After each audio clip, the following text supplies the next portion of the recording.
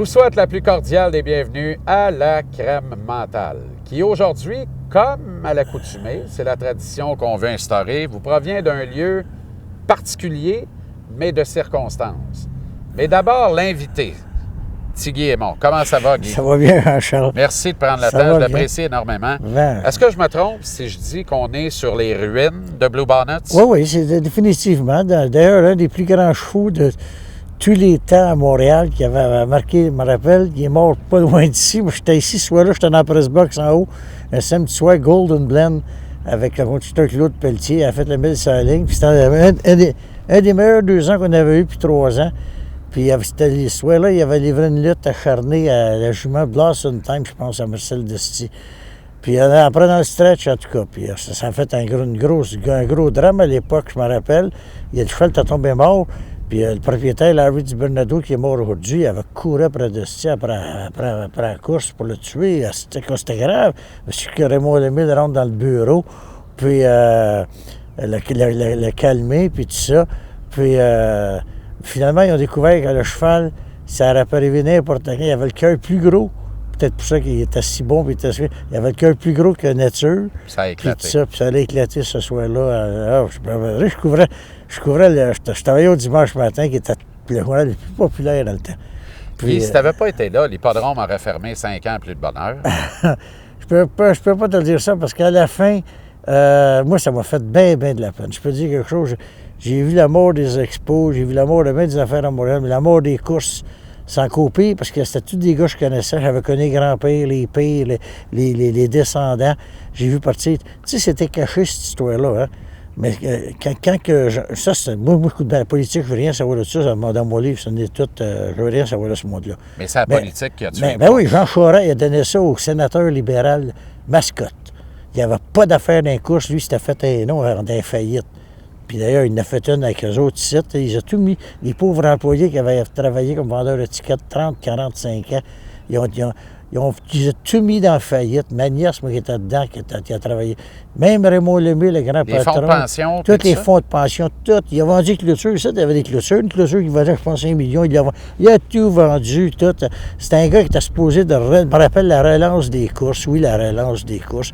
Quand il a vu qu'il ne pouvait plus faire d'argent, il t'arrangeait ça. Ils ont tout mis dans la rue. Puis ça, c'était caché. Cette affaire-là, il y a 5000 chevaux qui ont été tués au Québec. 5000 chevaux. Pas 10 chiens puis 20 chiens dans les chenilles. 5000 chevaux. Abattus. Abattus, envoyés à la viande, pour la viande. Des poulains, des juments pouliniers, des chevaux de course. Il y en a quelques-uns qui ont été chanceux. Que Jerry Turenne, qui vient de mourir, justement, lui, il allait apporter ça, il allait vendre ça au Yamish. C'était une secte religieuse. Tu n'étais pas là de tourner avec un char. Aux États-Unis, par Ontario, il faut qu'ils mènent avec des chevaux. Il en a vendu, je ne sais pas combien, il partait tous les semaines avec. Il embarquait ça dans le camion, puis il allait vendre ça aux autres. Mais il y en a 5000 pareils qui ont été tués. C'était un drame, ça. C'était un drame qui a été caché.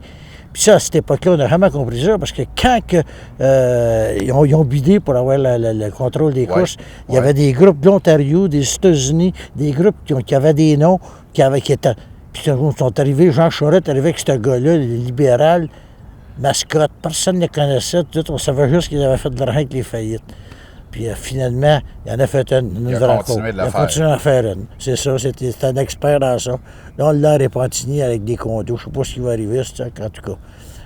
On va prier pour le monde qui va en acheter. Est-ce que les courses Blue Bonnets, c'est des courses de chevaux en général?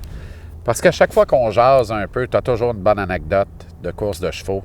Aux États-Unis, un soir où tu es parti avec la caisse puis tu t'es fait courir après dans le bois en auto. Mais ça, j'ai fait des belles passes. La plus belle passe de ma vie, ça a probablement été ici, en 60 000. J'en ai fait des bonnes, mais les meilleurs chevaux au monde de courir ici. Montréal étant dans les courses, là, on était le 2e plus grand circuit. Il y avait le Richelieu, le parc Richelieu, puis Montréal. Les meilleurs chevaux, les meilleurs conducteurs au monde venaient ici. Puis on était reconnu comme le 2e plus grand circuit en Amérique du Nord. Tout de suite après celui de New York, il y avait Yonkers et Roosevelt. Ah ouais? Oui, on battait Chicago, on battait toutes les autres places. Puis là, finalement, ça a parti tranquillement pour les États-Unis. On était mené par... Quand la minute la politique a tombé dans les courses, c'était le commencement de la fin. Si tu veux tuer quelque chose, donne ça à des politiciens. Les autres font de l'argent, mais pas le monde. Mais tu as fait de l'argent, mais tu en as aussi Ah, j'en ai perdu. Ah, je m'en cache pas, mais écoute bien, là, je ne regrette pas pour Mais ça. t'as bien vécu. J'ai vécu. Puis quand je faisais des passes, mes amis en profitaient. Moi, chez nous, c'était le party. Moi, j'avais un sol. Moi, c'était une légende dans Montréal. Les joueurs de hockey, les boxeurs, j'ai fêté les lutteurs. Maurice Mavachon venait coucher chez nous. J'ai fêté des Mello. J'ai fêté... les gars venaient tous à la maison. Serge Chavard, Guy Lapointe, Yvon Lambert. Nomme-les tous. C'était le party continuel chez nous, des joueurs de balle, les chevaliers au kiff. J'allais jouer des fois. Je recevais des clubs à Montréal, comme Hall ou bien Victoriaville. Puis après la partie, je recevais le club au complet chez moi. J'avais une bonne femme dans le temps, on était avec ma femme. Ma femme était bien consentante de tout ça. Puis on a eu du plaisir. C'était. Ah, je regrette rien de ça. Faut mourir pauvre, c'est certain, mais c'est mourir pauvre quand tu pars, tu pars. Heureux. Ah, je regrette pas. Là, justement, là, ils m'ont demandé, ça fait longtemps qu'ils m'achètent pour écrire un livre sur ma vie. Puis justement, j'ai commencé hier. Hier, là, c'est sûr que je vais avoir un livre. Je vais le faire, là, j'ai embarqué dedans, puis je vais le taper moi-même, tout, parce qu'ils veulent avoir mon style qui m'a rendu à l'époque le plus populaire. J'étais le journaliste le plus au Québec. C'est ça l'affaire. Mais ça a fait mal à Bertrand Raymond puis à Bonhomme Christo. Ça les a fait bien fait mal. Qu'est-ce qui a fait le plus mal à ta carrière? Le fait que tout le monde t'aimait puis tout le monde te lisait, puis que tu t'es fait détester par d'autres qui avaient le pied plus plaisant ou qui lâchaient derrière mieux que toi, ou bien les courses ont fait le plus mal à ta carrière? Ah, pas les courses, c'était le contraire. Je me suis fait les courses, il y avait tellement de monde qui me lisait, puis tout ça, le monde le fouillait, les potins, puis tout. Moi, pourquoi tu penses que j'étais le gars le plus laid au Québec? Puis je parlais de tout. Je parlais des courses, je parlais du show business, je parlais de hockey, je parlais de baseball, de la lutte, de la boxe. Tout le monde. Je mettais des noms à tonnes. Mais il y a du monde dans le business qui était jaloux. Parce que les gars se tenaient avec toi. T'étais fin qu'eux autres. Le party pognait chez vous. Eux autres, il n'y avait pas ce touch-là. Il n'y avait pas ce twist-là. J'avais tous les insights des joueurs, n'importe quoi, ou des gars de Satigui. Moi, j'ai eu bien des gros scoops dans ma vie. Comme Claude Ruel. Là, quand Claude Blake a lâché Canadien, là, tout le monde, le prochain instructeur, ça va être Dick Moore, ça va être Floyd Curry, puis tout ça. Puis j'avais des bonnes informations. J'étais chum avec les gars. Comme ça, quelqu'un m'a dit, Tigui, ferme ta voix, dis pas que ça vient de moi, mais ça, je te le dis, ça va être Claude Ruel. Puis moi, j'avais un patron, Jean-Paul Jauré, qui m'avait, dimanche matin, il m'avait donné un break. Quand il m'avait engagé, il m'a aidé à faire un nom. C'est là que je me suis fait un nom. Lui, mes commençants, il m'a embarqué, j'avais peut-être 21 ans dans le top. Il m'a embarqué sur le but du Canadien.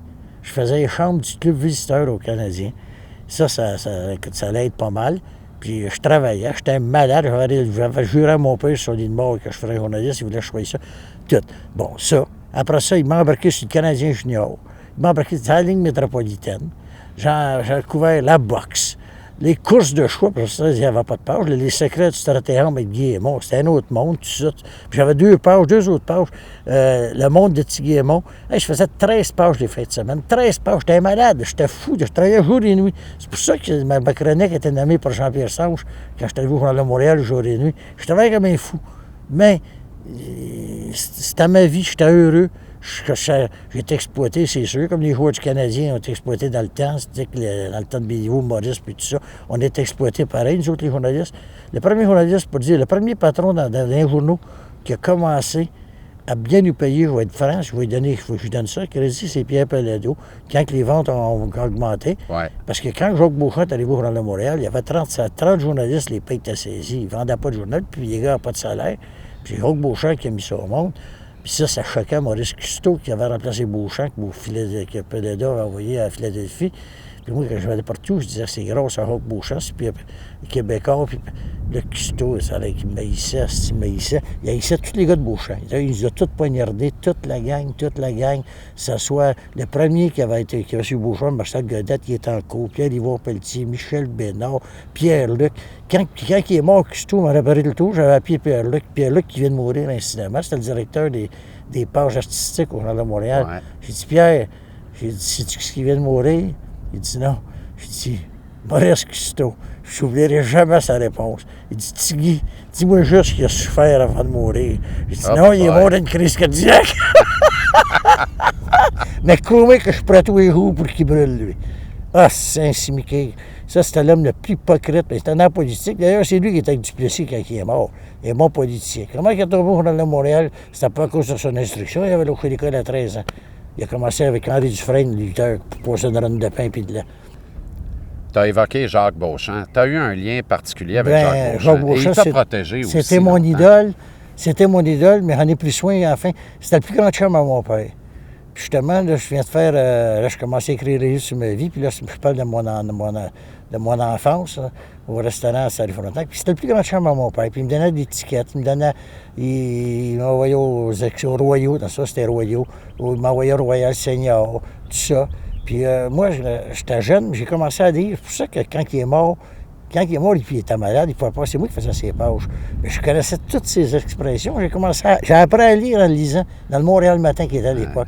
Avant d'aller à l'école meilleure, je m'en allais dans le portique, puis je lisais la page de Jacques Beauchamp. Puis je me disais toujours un jour, c'était mon rêve un peu de faire ça. Puis mon père, c'était son rêve que je sois ça. Comme ça, quand mon père il a eu l'accident de machine, j'étais à l'hôpital, puis j'ai juré, père, j'ai dit, puis là, je voyais bien qu'il était fini. J'ai dit, père, j'ai pas peur, je vais te réaliser ton rêve. J'étais chanceux, je l'ai fait. Puis tout. Mais comme je te dis, j'ai bûché en tabarnak. Tu as dit que tu as été exploité. Moi, quelqu'un m'a raconté qu'à un certain moment donné, au sommet de ta popularité, tu gagnais juste pour écrire dans le journal 125 000 par année. C'est vrai, ça? Oh, ben à l'époque, il était... Parce qu'on est dans les années 70. Non, mais il était à l'époque, là, dans 70-80, dans mes belles années. Tu vas rire, hein? L'année où j'ai été le plus malheureux de ma vie, c'est l'année où j'ai le plus gagné d'argent. C'est en 79. On est deux. Ouais. Même affaire. Ben, même affaire, ben, c'est ça qui m'est arrivé. Moi, le coup de balle, là, cette année-là, j'avais 5 saisons de balle dans le corps. Je lançais 100. Là, je vais être nommé au temps de la renommée cette année de la balle. Là. Oui, parce que là, on va y venir à ça. Ouais. Un méchant pitcher de balle. Ben oui. Ben, j'ai eu du vin et du fun avec ça. En tout cas, ben, au journal, là, j'étais dans ma gloire. J'avais un programme de télévision, j'avais un programme de radio. Partout, on me demandait, c'est tous les shows, Réal Giguère, n'importe tout. Je faisais de l'argent, oui, j'en ai fait de l'argent. J'étais invité partout. Bien, j'étais malheureux, là j'avais commencé les saisons de balles, mais me rentrait dans le corps, je faisais des mononucléoses, puis j'étais épuisé. Là, je me faisais poignarder par Bertrand Raymond, d'un bord puis de l'autre, puis par Maurice Custeau. Là, j'étais rendu...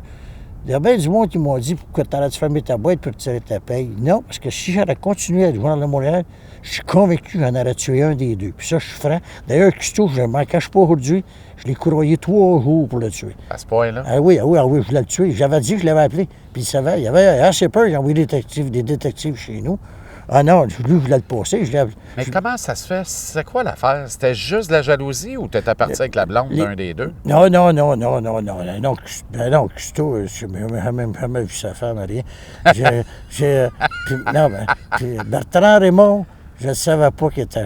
Moi, le premier gars qui m'avait prévenu, ça avait été un joueur du Canadien. Tigui, fais attention, Bertrand Raymond, c'était un joyou. C'était un joyou, il faisait attention. Puis là, j'attendais toute ça de faire, mais je ne le croyais pas, je ne le prenais pas au sérieux. Puis là, à un certain moment, j'ai mon chum Alcide Sauvé, qui vit encore d'ailleurs, qui était le bras droit à Régis Lévesque, qui était de boxe. Un soir, il avait été souper avec Pierre Gobeil, qui lui était rendu directeur des sports à la presse. Puis comme ça, Pierre Gobeil, il fait une confidence à Alcide. Alcide me l'a dit, mais je ne le croyais pas encore là. Il dit, Alcide, il dit Bertrand Raymond va être nommé directeur des sports au Journal de Montréal, là. Il dit, mais ce que je te dis. Puis il dit, va voir la tête de ton chum, petit Guémon. Mais ça, c'est l'information, il fallait qu'elle vienne de la presse. Il y avait quelqu'un. Ben oui, dans ce temps-là, quand j'avais lâché le mois de Montréal le matin, ils ont fermé 2-3 ans après. Puis peut-être qu'il y avait un cave là-bas qui a décidé. Parce que Régent Tremblay et Pierre Foglia, ils ont tout fait me faire rentrer à la presse. Puis en 83, Jacques Beauchamp, j'allais porter ses affaires à l'hôpital, tout ça, tout. Une journée, j'arrive à l'hôpital, puis il me dit, moi, Tigui, là, il dit, ferme ta boîte, je ne veux pas que tu le dises à personne, mais il dit, j'ai reçu un offre d'1 million pour aller travailler à la presse. Puis il dit, là, Jacques Beauchamp était malheureux, lui, c'est lui qui avait engagé Bertrand Raymond. Pour montrer comment c'était Bertrand Raymond, il avait poignardé Beauchamp, le gars qui l'aimait au monde, puis il parlait contre Beauchamp tout partout. Beauchamp l'haïssait, enfin, tu peux même pas... Là, Beauchamp t'a malheureux, puis vous savez, il dit, 6 mois avant la presse, Tigui, le premier gars qui s'en vient avec moi, il dit, c'est toi. Il dit, regarde ça. Il dit, je comprends jamais que la presse n'est pas venue te chercher quand tu as lâché notre journal, parce que tu étais assez fort, ça tu nous aurais arraché 35 000 copies par jour. Mais il y avait un gars après, je m'en doute qui lui. Comme ça, quand même que Tremblay puis Foulier ont tout fait. T'étais trop proche du monde. Il a préféré crever. Il y avait peut-être la feuille du Montréal le matin qui n'avait pas à digérer, que je lâche. Puis en tout cas, que je m'en allais. En tout cas, finalement, ça dure. Je parlais pas, comme Beauchamp m'avait dit, je parlais pas les mots. Tout coup, 2 semaines après, j'arrive à l'hôpital. Jacques, il me dit, moi, Tigui, tu sais, l'affaire de la presse, il dit, oublie ça, il dit, je peux pas faire ça, Pierre Pelado. C'est la raison qu'il m'a donnée. Il y avait 20 millions, ça a plaît. Il était fidèle. Hein? Puis moi, en 85, je veux dire une affaire, j'avais ça, là, en 84, je m'en vais chanter en Floride avec Johnny Farago. Je reviens en 85, au printemps. Puis là, je commence à chanter avec Joey Tardif, le pop et rock. Mais là, Pierre Pelado, un soir, il est sur le party, puis il arrive au club de Régis. « Hey, mais, Tigui, comment ça va, tout ça, n'importe quoi? » Il dit, écoute bien, il dit, viens me voir après le spectacle. Je pense que c'est le spectacle de Michel Richard. Il dit, je vais te parler. Comme ça, je m'en vais le voir. Il est en compagnie d'une actrice connue, tout ça. Il dit, écoute bien, dis-moi, je ne suis pas dans le passé, je vis dans le futur. Tu étais mon meilleur journaliste avec Beauchamp. Il dit, demain matin, tu vas retourner au Journal de Montréal, puis tu vas, c'est en 85, c'est au printemps. Tu vas retourner au Journal de Montréal, puis tu vas dire que c'est moi, Pierre Pelado, qui te veut. Mais si tu penses à ça, M. Pelado, merci beaucoup, je donne la main. Et le même matin, je me réveille. Je suis 85. Christo est encore là. Il est mort en 88, malheureusement. Comme ça, il est encore là. Puis Bertrand Raymond, il est encore là. Je ne retournerai pas dans la boîte. Puis là, qui m'avait rendu malheureux, alors qu'ils m'ont rendu malheureux, je te dis, là, pour tuer ces gars-là. Là. Tu peux pas t'imaginer ce qu'ils m'ont fait, le tort, comment est-ce qu'ils m'ont drillé. C'est un miracle que je les ai pas tués, je te le jure. En tout cas, je trouve ça drôle parce que c'est encore de même aujourd'hui. Ben, c'est que c'est ce le même business-là. Ben oui, c'est une business. Moi, je t'écoute parler et j'ai l'impression de revivre à mon échelle, là, parce que, tu sais, j'ai le plus grand des respects. Ouais. Puis, mais à mon échelle, tu sais, il m'arrive la même... Moi, si le monde ne m'aime pas, je suis mort. C'est un monde de... Puis le pire, c'est qu'il n'y en a pas un qui vient te voir en pleine face puis qui t'affronte. C'est tout des couleuvres. Ça travaille tout en dessous. Ben oui. Ben moi, comme le fameux matin là, que j'ai lâché pour de bon, là il s'était servi de Gérard Salier. Gérard Salier, il a tout compté après. Avant de mourir, tu sais, les gars avant de mourir, c'est pour ça qu'on sait bien les affaires puis tout. Là, il me disait à moi, tu sais, pour ça, Tigui, ça me faisait de la peine, puis ça a marqué, là, je me rappelle tout le temps, c'était le matin-là, ça, c'est le coup de bain, là. C'est 2 jours après le combat Melo contre Summer Hayes. Le combat, là, Melo est tellement hot, tellement populaire, que le combat, là, il a lieu sans sauver. Tous les billets sont vendus avant d'être vendus. Ça s'était jamais vu, tellement que Melo était hot. Puis le combat, c'est Pierre Proulx m'a tout le temps dit que c'est ce soir-là, Gilles Proulx, il m'a tout le temps dit que c'est ce soir-là qu'il a commencé à aimer la boxe. En tout cas, comme ça, Régis, ils ont fusé du monde, c'est un record de tous les temps ce soir-là. Ça, c'est ça.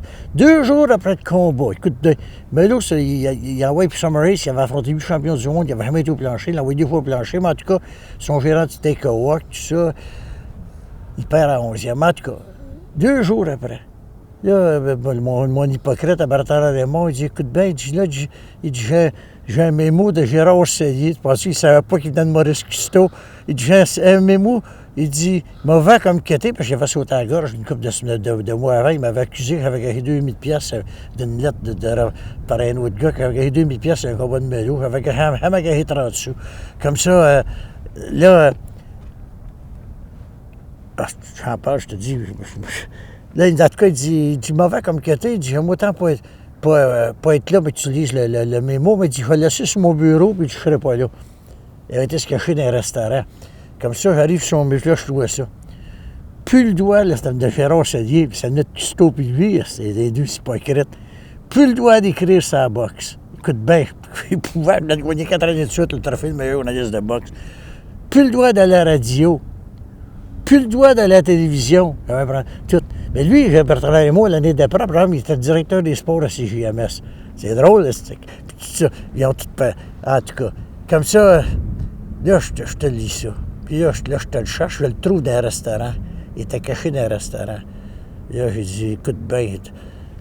Je dis, allez prendre ma démission, vous autres, ma bande d'écœurants, tout, n'importe quoi. Mais on va essayer. Cellier, il voit bien qu'il est mal à l'aise, puis tout. J'ai jamais cru 5 minutes ça venait de Cellier. Mais Cellier me l'expliquait après. Il dit, il me faisait faire le coup de cochon. Il dit, il fallait que je ferme ma boîte. Moi, il dit, je te dirais, il dit, dans ton affaire, là, il dit, des gars comme André Rousseau, puis il dit, Touchette. Il dit, André Rousseau, il dit, il était 6 mois, 8 mois sans me parler. Il trouvait ça écœurant ce qu'on t'avait fait. Il dit, les gars, en arrière, t'avais le chose. Mais l'autre, il t'a caché, tu sais, tout. Là, j'étais plus capable. Là, j'ai pris du papier, je l'ai garoché le visage à. Puis il faut te donner dans le cul, ton chose. Puis là, je me suis tanné, j'étais invité à Richard Morancy à CKVL. Toutes les postes de la Mawai. Puis là, j'ai donné ma démission. Puis là, Christo, naturellement, il se cachait. Mais là, quand. Là, c'est là que j'ai appelé Christo. J'ai dit, tu me reconnais pas, vieux chien? J'ai dit, qui parle? T'es mort. J'ai dit, le 2582e gars qui t'a crossé dans ta vie. J'ai dit de même. Mais moi, je vais te tuer, mon esti. Je te le jure, là. Puis je l'ai couraillé, puis il était chanceux, esti. Il passait toujours pour une place, puis il passait pas. Mais il a eu peur. Faites compter, si tu vas te voir meilleur. Là, écoute bien. Ça va être dans le livre, si tu sais. Comme ça, là, j'ai dit, la journée que mes gars ne mangent plus à cause de lui, j'ai dit, il est mort. Mais là j'étais tellement sur une dépression, je n'ai même pas été à l'assurance chômage. J'ai donné une émission au journal, j'avais un salaire, là, je te dis tout le temps salaire. Mais là, je ne voulais rien savoir. Et là, je voulais le pogner. Mais là, il a su que je le croyais. Puis il y avait des gars qui me holdaient, comme Bob Paré, Serge Chavard. Serge Chavard, c'était un de mes plus grands chums dans ma vie. C'était dit, peut-être un grand joueur hockey. Un gars, c'était son amitié, là. Ton ange gardien. Ah, si boy, c'est mon ange gardien. Quel homme. Puis, en tout cas, d'autres gars, comme ça. Mais là, Christo, il a peur. Mais là, si justement, m'aller ici un soir, puis là, ça va pas trop bien. Ça va pas trop bien, puis j'ai mes 2 gars fait vivre. Puis là, je te dis, je suis perdu. Et comme ça, je me rappelle la dernière course. Serge vient voir, il dit, Tigui, il dit, j'ai une information, il dit, gage ce cheval-là, dans le trifecta. Comme ça, en tout cas, j'avais 2 autres chevaux. En tout cas, je l'écoute, le grand, c'est un gars bien chanceux dans la vie. Comme ça, je l'écoute. Paf! Je fais la pause, le cheval gagne, tu sais, je gagne 12 000 piastres passées. Comme ça l'aide un peu, tu sais. Comme ça, le lendemain matin, chez nous, ça cogne à la porte, 2 détectives qui rentrent. C'est bon? Ils montent le cap, tout. Vous savez pourquoi on les voit? Je ne sais pas, aucune idée. À cause du monsieur de Saint-Adèle. Saint-Adèle, c'était Custo. Vous savez, il a peur de vous à maudit. Là. Il dit, il joke pas, il vous trace pas, puis il est sur le nerf, il a raison d'être sur le nerf, mais c'est la journée, mais je le dis, la journée que mes gars ne mangent pas, il est mort, lui. Mais je dis, là, il est chanceux, je dis, j'ai fait une passe. Comme ça, il ne croyait pas, eux autres. Je dis, non, j'ouvre le tiroir, je sors l'argent. C'est comme si vous regardez Jean-Bastien, comme ça, il dit, vous avez des bons tuyaux? Il dit, oui. Il me donne 2 cartes, il dit, mais attendez, il m'appelle là! J'oublierai jamais ça. Eh oui. Mais non, Bertrand et moi, nous, coup de bain, je te dis, il me rendait fou, c'est les shots qui m'ont. Là, Bertrand et moi, il y a le Custo aussi. Les coups de bain, il y a un sondage qui se fait dans les journaux. Je suis le gars le plus lourd au Québec. Moi, je le sais, ils n'ont pas l'air de me le dire, mais je l'ai su, puis quelqu'un m'a dit, Tigui, j'ai fait les papiers, t'es le plus lourd au Québec, par exemple. Comme ça, ce qui se passe qui arrive, me remercier. Croyez pas. 3 semaines après, Custo coupe ma page. Bien, moi, là, il y a une affaire qui a, je ne suis pas attaché à l'argent. C'est sûr, lui, il pensait qu'avec le salaire que j'avais, je fermerais ma gueule. Je sens que la job là. Tu veux me couper, mais me couper tout seul. Mais comment me couper tout seul, je sais que tu viendrais pas fouiller dans ma page parce que je suis trop populaire. Je sens que la job là. Je m'en vais à la maison. J'arrive à la maison. Là, ma femme, elle me dit à moi, tu t'es lâché le journal. Je dis, comment ça que tu sais ça? Ça vient d'arriver. Jacques Beauchamp, il avait appelé Jacques Beauchamp de Philadelphie. Jacques Beauchamp à Philadelphie. Jacques Beauchamp a appelé de Philadelphie, a dit, il va absolument atteindre son téléphone, il va te parler. Comme ça, 5 minutes après, long distance from Philadelphia, Jacques Beauchamp. Oui. Je dis, Jacques, qu'est-ce qui se passe, Tigui? Jacques, depuis que t'es parti du journal, on se fait tout planter, toute ta gang, un puis l'autre, puis moi, je suis vraiment fou. Puis Jacques, tu sais bien que j'ai un beau salaire, je suis plus capable d'endurer ça. Là, j'ai dit, encore couper ma page, la vie de tabarnan, c'est tout. J'ai dit, c'est. Là, Jacques, juste une journée, je l'ai regretté de l'avoir écouté. Tigui, fais-moi confiance, ça va se replacer. Puis Jacques, c'était un bon gars, mais l'avec, il se faisait poignarder. Il était rendu là, d'après, il était rendu là-bas, tout. Puis, tout ça, comme ça, en tout cas, je vais le faire, Jacques, pour toi, mais je te le dis, j'ai pas confiance à cette gang-là. Comme ça, en tout cas. Puis là, j'oublierai jamais, jamais. Quand je suis retourné au journal, qu'est-ce que tu penses que Christo me dit? Là, il m'attend dans son bureau. Ouais. Il dit, je te comprends pas. Je dis, qu'est-ce que vous me comprenez pas? Il dit, tu devrais être content. Il dit, je te donne le même salaire, puis je te demande de moins travailler. Vois-tu? Je te demande de moins travailler. Je comprenais pas la gang. Tu sais, là... En fait, faisant le job de bras. Ben oui, c'est sûr, que c'est pas bon dans ça. Je te demande de moins travailler. Ça, j'ai continué un petit peu, mais jusqu'à temps là, que ça arrive, c'était la journée, là, je te dis, le fameux papier. Là. Puis là, c'était... Puis là, Bertrand et moi, une autre journée, là, j'ai passé proche de le battre, puis j'ai tout regretté de ne pas l'avoir battu. Je te le jure. Là, il y avait une page au lecteur dans le journal. Je te dis, ils m'ont rendu fou, ces gars-là. Là, ils font une page, il y avait une page au lecteur. Là, ils font écrire un gars, je sais pas trop quoi. Là, j'ai vu Tiguémont, j'étais dans la chambre, dire à Desmelot, mon écœurant, mon enfant de chienne, tu m'as fait perdre 2000. Premièrement, j'aurais jamais dû ça à Melot, il m'aurait passé à travers le mur. J'aimais Melot comme j'aimais mon fils. Ouais. Je l'aimais, Melot. J'ai jamais gagné 30 sous sur un combat de boxe de Melot, rien. Tout. Ils ont publié ça dans le journal. Ils ont publié ça dans le journal. Vous pouvez faire passer pour que je traite Melot de crosseur et tout. Puis c'est grave, certain. Je suis dans le Nord, ça m'a rappelé tout le temps, cette fois-là. Là, je suis descendu le soir quand j'ai lu ça. Puis je me rappelle qu'il commençait à neiger un peu. J'étais descendu au journal. Là, j'avais l'intention de dire sacré à Bertrand Raymond. Ça venait de lui. Puis moi, j'avais été averti par des chefs de pépite au journal. Tigui, il te crosse, Bertrand Raymond. Tu peux pas savoir comment est-ce qu'il te crosse. Comme ça, là, j'arrive, puis il restait après 4-5 journalistes, puis il était là. Hey, Bertrand, viens-t'en dans ton bureau. Puis là, je voulais le frapper. Puis je me rappelle, je pense que Mec Lachapelle s'était mis, c'était son protégé, ça. Il s'était mis à des jours. J'ai fait sauter à la gorge, là, j'étais après l'étranger. Il dit là, là, j'étais debout, je voyais plus clair. Là, je rentre dans le bureau avec Bertrand Raymond. Et là, il n'y a rien que je n'ai pas dit. J'étais le pire. Puis dans ma vie, j'ai eu des bons boss. Tout était un crasseur de la pire espèce. Puis je suis passé le poing en dessous du nez. Puis je le voyais à travers. J'aurais dû le frapper, je te le dis, là, je l'ai regretté ce soir-là de ne pas y en avoir sacré une. C'était un chicken, c'est pas crête. C'est pas moi. J'ai vu tout ce que c'était lui, en tout cas. Régis avec, parce qu'il n'y a pas une poignardée. Moi, il a poignardé dans tout le monde. Mario Tremblay, il y a 3 ans, il était éploré de se donner la main, d'oublier les affaires. Comment est-ce qu'il l'a poignardé quand il a coaché canadien? Je peux t'en nommer d'autres. Régis, pour la boxe qu'il a faite. Mais tu as parlé de Custeau pas mal, qui lui est décédé il y a plus de 20 ans. 1988. On va dire tu parles de Bertrand Raymond, qui lui vient encore. Tu n'as pas peur des représailles? Tu n'as pas peur... Du tout. Au contraire, parce lui... que c'est la vérité. Puis c'est la vérité. Hop, il n'y a pas que ça. Tant que je vais vivre, il sait vraiment que je suis pas arrivé avec moi. Je te le dis, je l'ai dans la tête, lui. Lui, je ne l'ai pas non. Puis la dernière affaire, la dernière fois que je l'ai vu, là, c'était au funérailles du prof Caron. Puis Serge Savard, puis Ray Raoul était là, tu leur demanderas. Quand il m'a vu, il a sorti en courant du salon mortuaire. Il a sorti en courant. Il faut là-dessus qui. Là, ils ont parti en rire, les gens, puis qu'est-ce que tu as fait? Il a bien peur. Il a parti en courant. Il faut là-dessus qu'il soit mal à l'aise.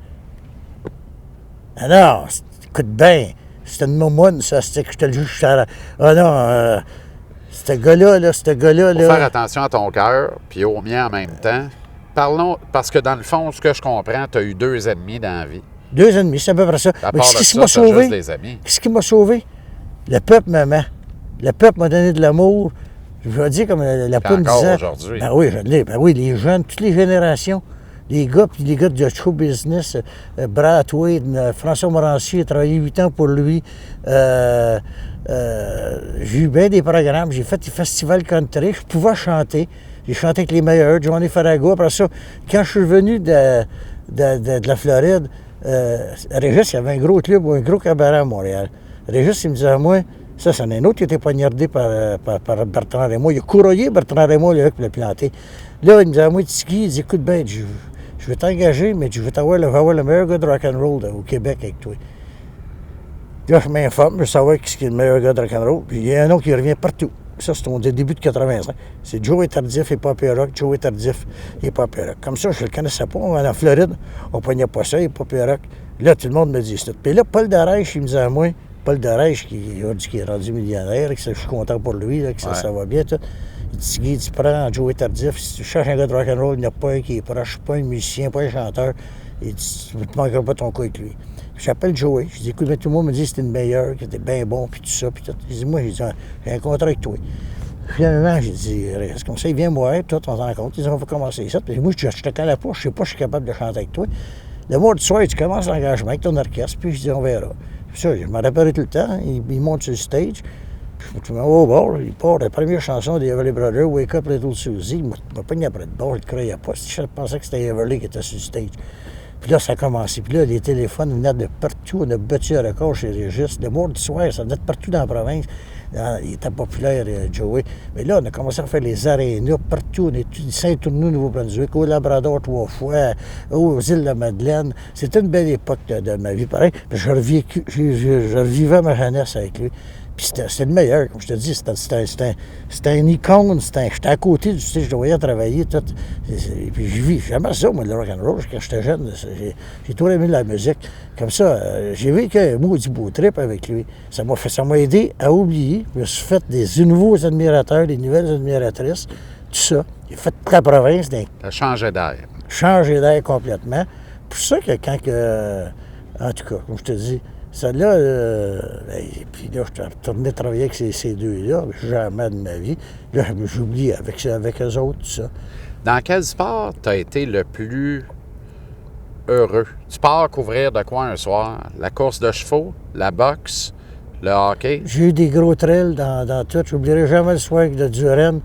Duren, comment ça, là? T'as eu un lien particulier avec Ben oui, Roberto, mais comment ça, là?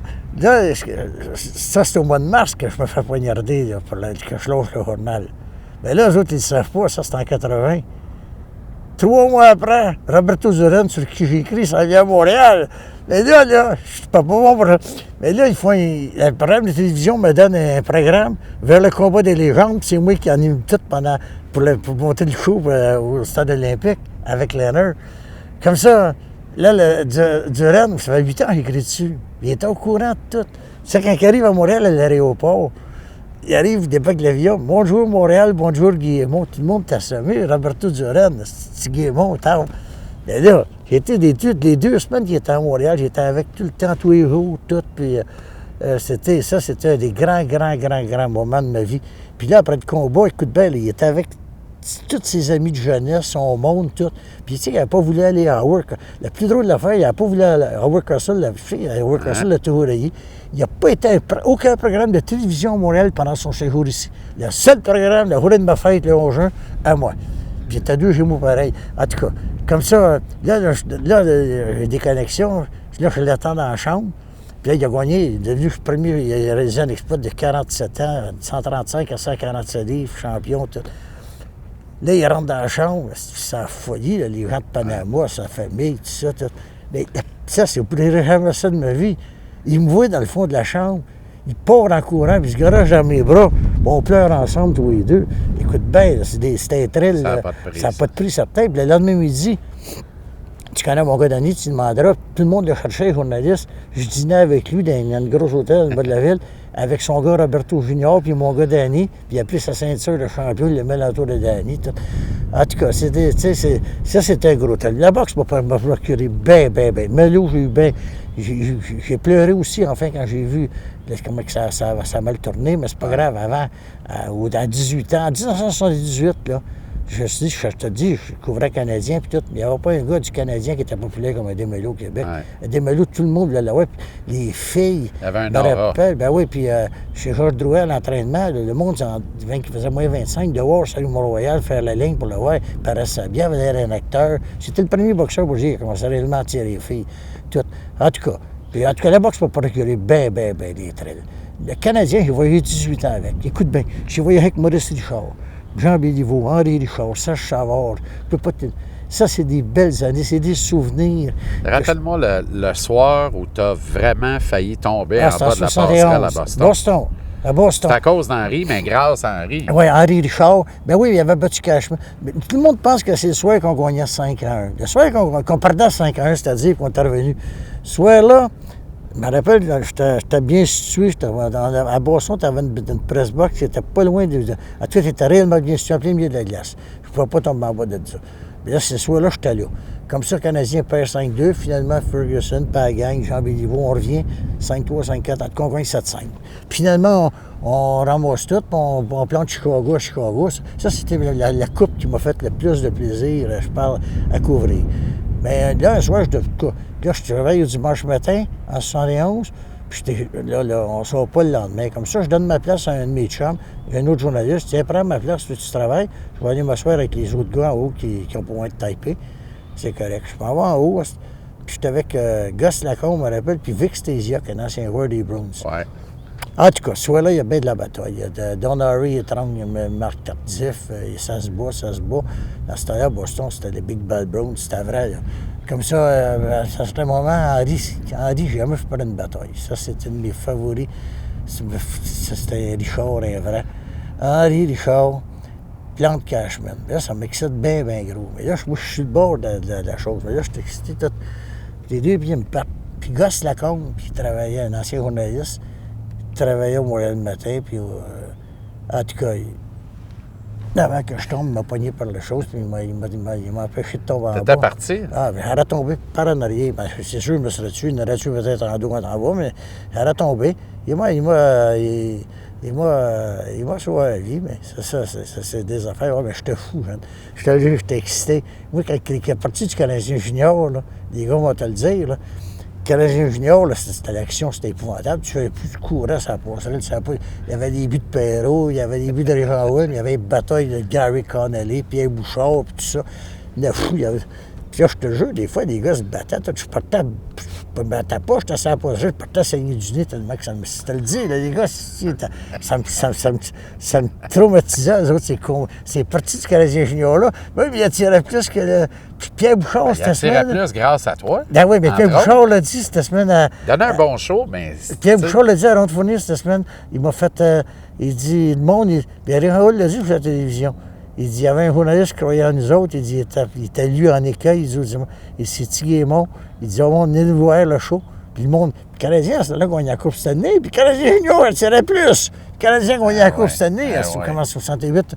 Mais c'était incroyable. Moi, je le disais, venez voir ça, vous allez voir un show incroyable. Puis le monde, quand tu vas voir le Canadien junior une fois, c'était fini. Ça, je touchais, m'a tout le temps dit. C'est toi qui m'en donné piqûre. C'est lui qui a connu sa femme à bord de ça. Parti du Canadien junior, tout. Puis, en tout cas, c'était ça. C'est des périodes, c'est des belles périodes. J'allais avec eux autres en Ontario, tout. Les gars le savent. Tu me demanderas à Régent Houle, un coup contre les Marlboro, j'avais été au restaurant, moi, avec eux autres. Puis je te le jure, là, en s'en allant vers le Garden, là, c'est moi qui restituais. C'est moi qui restituais. J'étais plus nerveux qu'eux autres. Je te le jure, les gars riaient comme des fous. Je suis pas surpris de ça, parce que la première fois qu'on s'est rencontrés, on a fait un 110 en soir, un vendredi soir, sur le même bar de comptoir. Ouais. Ma première impression, ça a été, voyons, Calice, il s'assit pas. Toi, tu voulais pas de banc? Non. Tu veux pas de banc? Pas... Debout. La première affaire, j'ai su, tu dansais en arrière de moi, tu étais rendu dans le milieu du U, tu retournais à l'autre bord. C'était extraordinaire. Quel spectacle. Quel show de TV. Je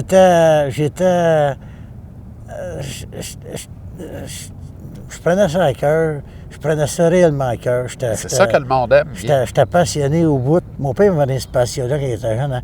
Il m'amenait partout avec lui. Il m'amenait au hockey, il m'amenait à la boxe, il était proche de la boxe, il m'amenait à lancer la balle. Il m'a donné le goût. Il m'a piqué pour le vrai. J'ai pogné la piqûre de ça. Puis j'aimais ça. Puis j'aimais les athlètes. Quand j'aimais les athlètes, c'était plus que des... c'était mes chums, ça devenait mes amis, tous. Puis s'il y avait des bons coups, j'étais content pour eux autres. S'il y avait des mauvais coups... Quand Pierre Bouchard a été changé à Washington, j'ai pleuré. Je l'aimais, j'ai pleuré, ça m'a fait de la peine, j'ai pleuré. Ouais. Pierre, c'était un de mes favoris. Depuis la fin, c'est que je trouvais ça. On parle... Son dernier combat de boxe contre Joe Latens. C'est la seule bataille qu'il a perdue dans sa vie. Je l'ai vu tout gagner. Les plus beaux knockouts que j'ai vus sur la glace, c'est probablement lui qui les a donnés. C'est un lock et punch. Hein? Lock et punch. En tout cas, l'autre avec Cass, c'est vrai. Mais Jonathan Frappant, je l'avais vu se battre bien des fois. C'était tout un homme. C'était un Indien, tout. Mais, mais en tout cas, ça tombait de même. Puis il y aurait eu peut-être 10 autres batailles, puis Pierre aurait peut-être gagné les 10 autres combats. Mais Pierre a affronté le meilleur dans le temps. On appelé Crosby, Ted Irvin, Sanderson. Il y en a qui a tout. Mais Pierre, c'était pas le genre de gars qui courait après le top. Il allait toujours pour défendre. Quand il a battu Dave Schultz, il me l'a compté. Pierre, là, Dave Schultz s'en allait s'attaquer à Guy Lapointe. J'ai dit à Guy, tosse-toi. Là, il a fourré une volée à Stanley Zimmerware. Il a fourré une volée à Dave Schultz. Croyez pas, il me l'a tout le temps dit. Le seul boni que Sam Pollock lui a donné, cette fois-là, il y en a 2000 pièces de bonnet, parce qu'il avait planté des choses. Mais partout, tout le monde, quand il parle du combat de Pierre Bouchard, c'est le combat. Moi, ça me fait sauter ce dos. S'il montrait ses autres batailles, comment est-ce qu'il les a knockés. Quand il avait knocké Blackburn, Toe Blake m'avait dit qu'il avait un knock-out de même. En tout cas. La santé? Super, là, j'ai des bonnes nouvelles. C'est pour ça que j'étais à l'hôpital, justement, pour les examens. Mon diabète, un matin, 6,4, c'est extraordinaire. Ma pression est bonne. Tu sais, ça l'a fait... C'est Bertrand qui va être content. Il y a 3 ans, il n'est pas proche de mourir. J'ai été... Ça a bien dérangé ma vie. J'ai été obligé de canceller tous mes festivals country. Ouais. Je n'ai pas si proche de mourir, je m'en cache pas. Ils m'ont dit, si j'aurais fumé, je serais mort. J'ai vraiment fumé. En tout cas, c'était long. Après, je me suis empoisonné avec les artères, y compris dans mes jambes, ils ont mis là. Ça a fait dans ma jambe. J'ai fait tout un empoisonnement. J'ai pas été capable de porter mes bottes de cow-boy pendant un été de temps. Un été de temps, pas de bottes de cow-boy. J'ai goûté, puis j'avais plus de force, j'avais plus rien, tout. Je pensais un temps, tu sais, être cassé, tu peux passer en travers de ça, mais quand t'as pas la santé, là, quand j'ai été 3 mois à l'hôpital, tu rêves, tu penses. J'ai eu le temps de revivre ma vie souvent, de revivre ceux qui ont été bons pour moi, de revoir, de penser à ceux, justement, les bons moments que j'avais vécus. Puis tout, puis la seule affaire que je souhaite, c'est d'être encore en santé. Je veux vivre encore longtemps. Je veux pas, si je suis en santé de même, j'ai des bonnes gènes. Ma mère, tout, sur le côté, écoute bien, je chante encore pareil, tout, puis j'ai encore du fun dans la vie, encore, là. Puis comme je te dis, je suis béni. Les gens me donnent tellement d'amour. Partout où je vais, Tiggy, on t'aime, Tiggy, ça crie, Tiggy. Je m'en vais sur la rue, tout. J'en reviens pas. Il y a même le monde, je pense qu'ils savent, je me suis fait poignarder quelque part. Puis, en tout cas, je sais pas, mais j'ai été, comme je te dis, j'ai été bien chanceux avec les gars, avec les programmes de télévision, Brathwaite, Morancy, puis tout ça. Il y en avait d'autres. Un qui m'a aidé aussi, c'était Grégory Charles. Il m'avait reparti en 97, pas mal. Comme ça, j'ai une chance que je pouvais chanter. C'est ça peut-être qui m'a sauvé la vie. Parce que je chantais, à 19 ans, j'avais lâché pour tout. J'ai toujours chanté, j'ai toujours aimé chanter. Comme ça, quand je suis sur un stage, fait plaisir au monde, je suis heureux. Puis, en tout cas, j'espère chanter longtemps. On a hâte de lire ton livre, puis on a hâte de regarder la série télé ou le film qui va suivre le livre. Parce qu'il faut que ça se fasse. Ah, mais ça, il y en a eu un film sur moi en 80... Attends, en 2001. Ça avait été, oui. Un documentaire. Destin tordu de Tiggy et moi. Tu l'as jamais vu? Oui. Ah oui, j'avais fini 2e, j'avais été battu par Julie Snyder, avait fait un film qui avait coûté 1,5 million sur Luc Plamondon. Le premier vote, j'avais fini premier, mais il avait gardé 5 meilleurs films. Puis à la fin, là, je me rappelle la petite fille, la petite Lévesque, qui avait pleuré, elle était sûre de... Le film, il avait fait toute une job, il avait fait... C'était ma vie. Mais ça, c'était juste que... Là, tu sais, depuis ce temps-là, j'ai vécu 14-15 ans encore. Puis le père a vécu encore 14-15 ans de plus. Puis ça fait longtemps qu'il me demande d'écrire un livre sur ma vie. Ouais. Parce que le monde, ils veulent savoir. C'est sûr qu'il me dit... Comment le monde, il me dit, c'était l'affaire du Journal de Montréal. Mais ça, Christo, le Toho caché, puis sais-tu pourquoi tu penses qu'il y a Pelado en 85, il m'a demandé, mais il n'a pas figuré, lui. C'est parce que Christo, il a jamais invité. Puis moi, Jean Lapointe, le comédien Jean Lapointe, je suis bien chum avec. 10-11 jours après, j'avais lâché, j'avais donné ma démission, il avait été voir Pierre Pelado chez lui à Saint-Adèle. Il dit, Pierre, tu peux pas laisser partir Tiggy-Aimon. Il dit, c'est ton Roque Beauchamp du futur. Il dit, il y a une mémoire épouvantable, le monde l'aime. Il dit, comment ça tu laisses aller ce gars-là, tout? Puis j'ai dit, qu'est-ce que t'as répondu? J'ai dit, je te dis que Pelado n'a pas eu l'air juste. Puis il m'a répondu, Il dit, il est parti sur un coup de tête, il va revenir. Il dit, c'était pas ça, j'étais parti sur un coup de tête, il va revenir. C'était pas ça, les affaires. Puis là, oui, il y a quelqu'un qui est bien, bien proche de Pierre Pédado. Bien, bien proche. Encore, je le vois souvent aujourd'hui, qui était bien proche. Il travaillait avec. Il dit, ils n'ont jamais dit la vérité à Pierre, parce qu'il dit, Pierre t'aime. Puis il dit, à un certain moment, il a dit, il va te le dire, il dit, Pierre, il m'a dit qu'il s'en allait avoir rencontré un gars qui était archi-riche en Angleterre, là, je ne me rappelle plus quel nom que c'était. Mais il dit, avant d'aller le voir, il dit, mais je reviens de ça, il dit, il faut que je m'arrange, il dit, il faut que je fasse revenir Tiguémont, puis il y a un autre gars que je vais avoir, c'est Paul-Hude. Je me rappelle, il m'avait dit ça. Il dit, il faut que Tiguémont revienne, puis il dit, Paul-Hude, il dit, je vais l'avoir. Mais finalement, on n'y a pas été ni un ni l'autre. Merci, Guy. OK, hey. À bientôt.